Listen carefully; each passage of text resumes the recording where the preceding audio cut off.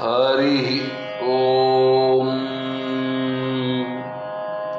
Abirami butter அருளிச் செய்ததான அபிராமி அந்தாதி பதிகம் 29. சித்தியும் சித்தி தரும் தெய்வமாகித் திகழும் பராசக்தியும்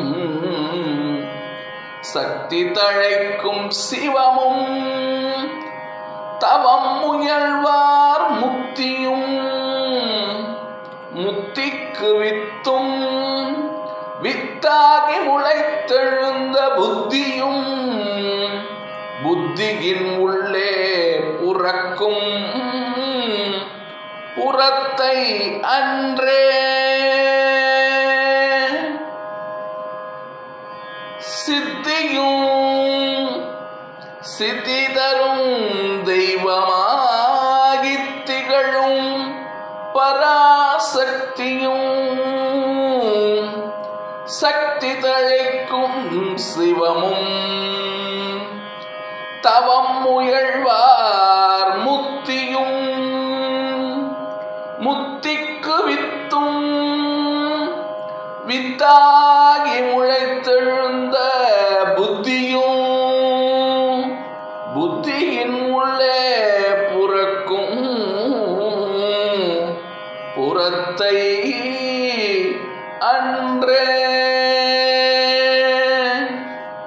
என்பது அபிராமி பட்டர் அருளிச் செய்ததான அபிராமி அந்தாதியினுடைய 29வது பதிகம். இதனுடைய பொருள் விளக்கம்: அபிராமி தேவியே, அன்னை அபிராமியே,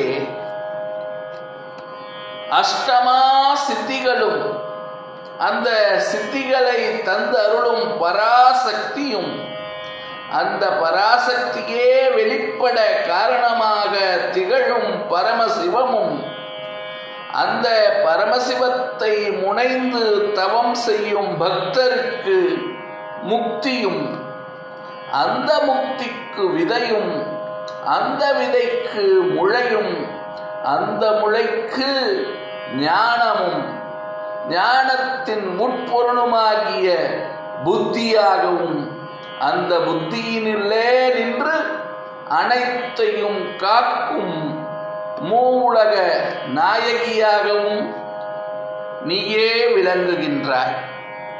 திரிபுர சுந்தரியாகிய உன்னை தவிர வேறு யார் இருக்க முடியும்? தாயே, அபிராமி பிராட்டியே, நீயே அனைத்துக்கும் காக்கும் மூவுலகமும் போற்றும் திரிபுர சுந்தரியாகிய அபிராமி பிராட்டியே, கனைத்துக்கும் காரணமாகிய பிராட்டியே என்று இந்த பதிகத்திலே அபிராமி பட்டர் மிக அழகாக அபிராமி தேவியினுடைய திருப்பெரும் கருணையை பற்றி விளக்கி இருக்கின்றார்.